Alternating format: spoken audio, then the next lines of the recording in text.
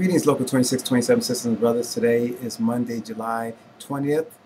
Hot weekend. I hope everybody enjoyed it. Went to the beach, barbecued. Anyway, let me talk to you about a couple of things very quick. The first thing, longevity. Just because you have longevity means that you work at a job for a long time does not guarantee you promotions. A lot of people think that. Now, in every title, there's a salary range, and the salary ranges go through the levels. So if the beginning salary is, say, for sake of argument, is $50,000 and the ending salary is $100,000, no matter what the levels are in between, management can bring you up to whatever salary they want to bring you up to within that range. So now you can call it merit increase, you can call it whatever you want to call it, but management does have the right, and management can give you any salary within that range, which in this case, the example I gave is a $50,000 range. So they can give you any salary within that range. But don't think just because you've been working someplace 10 or 15 years that management is going to give it to you, or that you can grieve it just because you've been there a long time. It doesn't work that way. Management says management has the right to give you any salary they want to within that range. What you need to do is talk to management, and plead your case to them. And tell them that you deserve a raise, and tell them what you're doing to deserve a raise.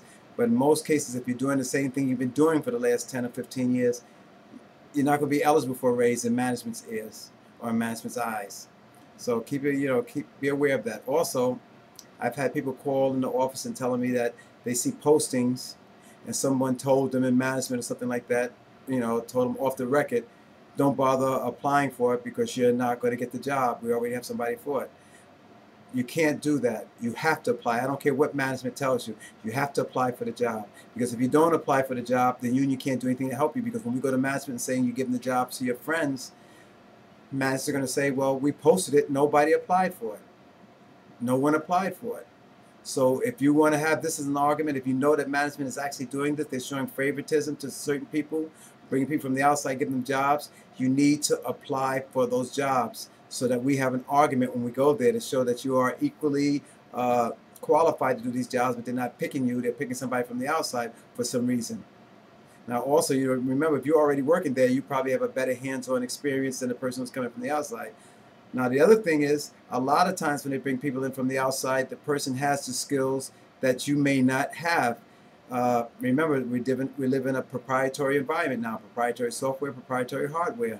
Now, if you don't get that training, don't expect management to give you that training.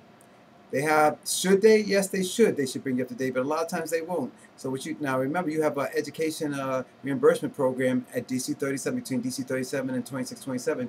You can get up to $1,600 a year in education reimbursement, besides our online company that we partner with, Enterprise Training, where you can get, once you pay for the first course, you can take anything else under that course grouping for absolutely free for 365 days. So there is no reason why you should not be on top of it as far as increasing your education. This is important. If you want to be competitive with the people on the outside, you're going to have to be competitive with them by getting the same degrees, the same certifications that they have. Another thing, a lot of times people call us and ask us for information, which shows me that people don't look at our website, because most of the information that you ask for is bulleted on our website.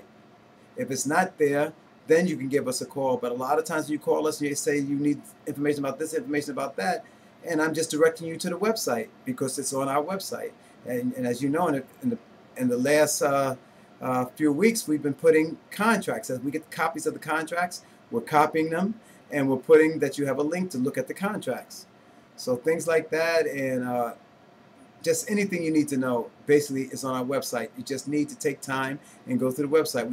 It's not one of these really fancy websites where you have to keep on opening up this and opening up that and try to figure out it's all there plain. We don't have one of those super robust websites because we want to make it easy for people to find what they're looking for.